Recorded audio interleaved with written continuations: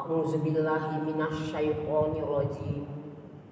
Bismillahirrahmanirrahim.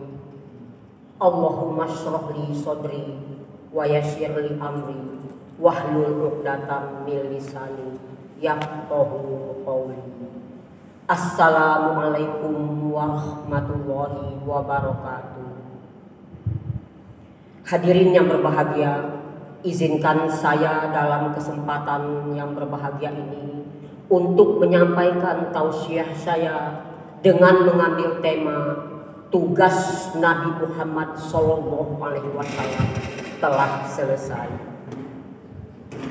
Firman Allah Subhanahu wa Ta'ala dalam surat ke-110 An-Nasr yang artinya, apabila pertolongan Allah dan kemenangan itu telah datang dan telah kamu lihat manusia berbondong-bondong memasuki agama Islam, maka bertasbihlah, memuji nama Tuhanmu dan mohon ampun kepadanya. Sesungguhnya Allah Maha penerima taubat. Hadirin yang berbahagia, kisah ini berawal dari peristiwa yang terjadi pada tahun 8 Hijriah. Pada tahun 8 Hijriah itu ada dua peristiwa yang terjadi. Yang pertama adalah Perang Mu'tah. Perang Mu'tah ini terjadi pada tahun 8 Hijriah. Antara siapa dengan siapa para hadirin sekalian? Perang Mu'tah ini terjadinya di suatu tempat namanya Mu'tah. Ini antara kaum muslimin dengan tentara Romawi Syria. Jumlahnya tidak seimbang. Seolah-olah peperangan ini antara buah durian dengan buah mentimun. Perbandingannya pun 1 berbanding 3. Kaum muslimin saat itu jumlahnya hanya 3.000 orang, sedangkan kaum Romawi Syria itu jumlahnya 100.000 orang. Hadirin yang berbahagia, karena peperangan itu tidak seimbang, panglima perangnya yaitu Zaid bin Haritsah. Zaid bin Haritsah adalah anak angkat Rasulullah SAW. Ia gugur di medan laga dengan 2 pahlawan lainnya, sahabatnya yaitu anak Abu Thalib yang bernama Ja'far bin Abu Thalib dan Abdullah bin Rawahah. Ketiga panglima perang ini gugur di medan laga. Sisa pasukan yang masih hidup ditarik mundur oleh Khalid bin Walid. Itu peristiwa yang terjadi pada tahun 8 Hijriah. Masih di dalam tahun 8 Hijriah, ini adalah penaklukan kota Mekah. Dua peperangan di zaman Rasulullah tanpa pertumpahan darah adalah penaklukan kota Mekah dan perang Tabuk para hadirin sekalian. Penaklukan kota Mekah terjadinya pada tanggal 10 bulan Ramadan. Jumlah pasukan itu 10.000 orang. Dipimpin langsung oleh Rasulullah SAW. Perang ini penaklukan kota Mekah. Jadi di dalam peperangan ini, di dalam penaklukan kota Mekah ini, 10.000 orang tentaranya ini, dari jauh kaum kafir Quraisy itu melihat. Mereka melihat pasukan yang demikian banyaknya dipimpin langsung oleh Rasulullah SAW. Kaum kafir Quraisy itu tergetar hatinya, bergetar seluruh tubuhnya.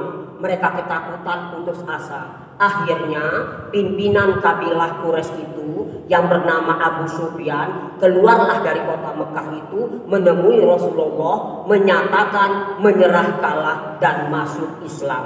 Hadirin, Rasulullah SAW memerintahkan kabilahnya masuk ke kota Mekah itu dari 4 penjuru, sambil menghancurkan semua berhala-berhala, semua patung-patung di sekitar Mekah itu dihancurkan, sambil meneriakkan surat Al-Isra ayat 81. Wa qul ja'al haqqu wa zahaqal batilu innal batila kana zahuqan.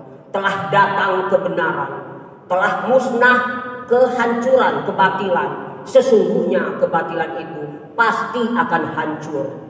Hadirin yang berbahagia, Rasulullah berada di tengah-tengah kaum kafir Quraisy.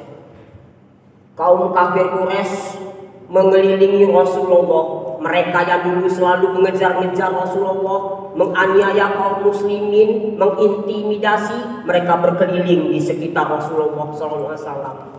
Seolah-olah pasukan tawanan perang yang menunggu keputusan terakhir bagi dirinya. Apa kata Rasulullah, para hadirin sekalian? Rasulullah berkata kepada bekas musuh-musuhnya itu, tindakan apakah yang menurut perkiraan kalian yang akan aku ambil terhadap kalian semua? Salah seorang pemimpin Quraisy itu berkata, engkau wahai Rasulullah, engkau adalah saudara kami yang mulia. Engkau wahai Rasulullah, engkau adalah anak saudara kami yang mulia. Ya, baiklah, kata Rasulullah, pergilah, kalian semua sekarang bebas.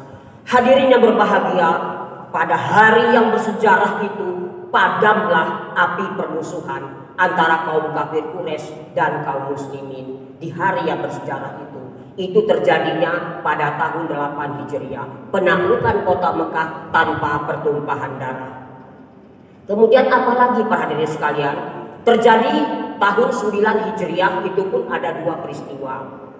Pada tahun 9 Hijriah itu Rasulullah SAW menyiapkan pasukannya untuk menyerang tentara Romawi. Tentara Romawi ini akan diserang di sebelah utara.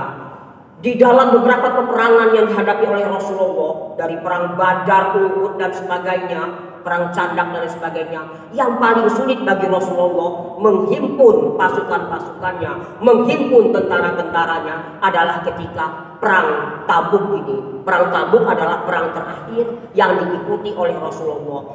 Kesulitan luar biasa yang dihadapi oleh Rasulullah. Mengapa para hadirin sekalian? Karena 5 hal. Pertama, saat itu musim panas.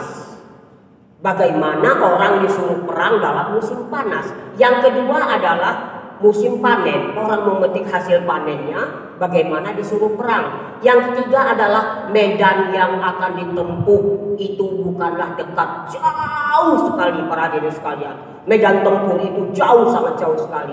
Yang keempat, tentara-tentara Romawi itu terkenal sebagai tentara-tentara yang gagah perkasa, yang sehat, kuat, terlatih.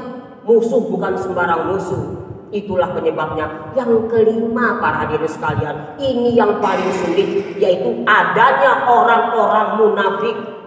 Yang paling berbahaya, musuh di dalam selimut adalah orang-orang munafik, lain di mulut, lain di hati, yang suka menusuk dari belakang, musuh dalam selimut. Nah, 5 hal inilah para hadirin sekalian yang membuat Nabi Muhammad SAW ini kesulitan mencari tentara.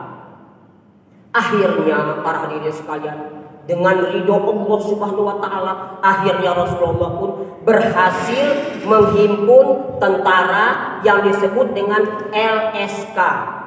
LSK singkatan dari Laskar Saat Kesulitan, yang disebut dengan Jaisul Usroh. Nah, mereka ini kemudian menuju ke arah utara. Hal apa sama saja yang dialami oleh orang Romawi ini? Mereka sama dengan orang Quraisy, begitu melihat pasukan yang begitu besar, banyak, gagah perkasa dipimpin langsung oleh Rasulullah SAW, mereka mundur ke belakang, ditarik mundur, mereka kembali ke negerinya, ke sebelah utara itu. Tidak ada yang mereka yang maju, mereka melihat mereka mundur. Apakah Rasulullah beserta pasukan Islam itu mengejar mereka? Tidak, para hadirin sekalian. Rasulullah berkemah di suatu tempat yang namanya Tabuk. Itulah sebabnya dikatakan perang itu adalah perang Tabuk. Di situ Rasulullah 10 hari 10 malam berada di situ. Rasulullah memerintahkan utusan-utusannya untuk mengirimkan surat-surat kepada kabilah-kabilah Arab yang berada di tapal batas tanah antara Arabia dengan Syria. Jadi antara Arabia dengan Syria itu ada tapal batas tanah. Di situ kabilah-kabilah Arab, Rasulullah mengirimkan utusannya. Itu perjanjian dengan kaum muslimin. Rasulullah kembali ke Madinah. Hadirin, pada tahun 9 Hijriah itulah Nabi Muhammad SAW menerima kedatangan kabilah-kabilah Arab dari segala penjuru, dari segala pelosok jazirah Arab. Mereka berduyun-duyun, berbondong-bondong datang kepada Nabi Muhammad menyatakan mereka, sukunya, kaumnya masuk Islam. Karena kota Mekah telah ditaklukkan, para hadirin sekalian, kota Mekah telah jatuh ke tangan kaum muslimin, dan juga agama Islam sudah merata di seluruh jazirah Arab itu. Bangsa Arab yang tadinya bergontok-gontokan, bercerai-berai, selalu ribut, selalu berkelahi, akhirnya mereka bersatu di bawah satu pimpinan dan bernaung di bawah satu panji, yaitu panji Islam. Rasulullah merasa tugasnya sudah hampir selesai. Maka Rasulullah berniat untuk mengadakan haji wada. Haji wada adalah haji penghabisan, haji perpisahan, haji terakhir. Yang ikut dengan Rasulullah adalah 100.000 orang. Mereka berangkat menunaikan ibadah haji. Hadirin yang berbahagia, tanggal 9 Zulhijjah sebelum pelaksanaan ibadah haji, Rasulullah berpidato, pidato yang beramanat. Amanat itu di Bukit Arafah, di Padang Arafah, di hadapan kaum muslimin. Rasulullah di situ berpidato. Tanggal 10-nya Rasulullah kembali ke Madinah. 3 bulan kemudian, para hadirin sekalian, Rasulullah jatuh sakit. Hanya demam beberapa hari, tidak bisa menjadi imam sholat berjamaah. Maka Rasulullah memerintahkan Abu Bakar Siddiq untuk menjadi imam. Akhirnya Nabi Muhammad SAW berpulang ke rahmatullah pada tanggal 12 Rabiul Awal tahun 11 Hijriah dalam usia 63 tahun. 23 tahun lamanya Rasulullah berjuang tanpa mengenal lelah dan derita. Sakit yang ia derita tidak ia rasakan. 23 tahun, 10 tahun di Mekah, 13 tahun di Madinah. Akhirnya Rasulullah berpulang ke rahmatullah dalam usia 63 tahun tadi. Rasulullah diangkat menjadi Rasul usia 40 tahun, 6 bulan, 8 hari. Sampai saat dia meninggal itu dia terus berjuang. Adakah yang ditinggalkan oleh Rasulullah untuk anak istrinya, untuk keluarganya, para hadirin sekalian? Tidak ada. Rasulullah hanya meninggalkan untuk umatnya itu 2 pusaka. Apa pusakanya? Yaitu taraktu fikum amroini ma in tamasaktum bihima lan tadilu abada kitaballahi wa sunnata rasulihi. Kutinggalkan untukmu 2 perkara, 2 pusaka. Taklah kamu akan tersesat selama-lamanya selama kamu masih berpegang kepada keduanya, yaitu kitabullah dan sunnah rasulnya, Al-Quran dan hadis. Sekian, wassalamualaikum warahmatullahi wabarakatuh.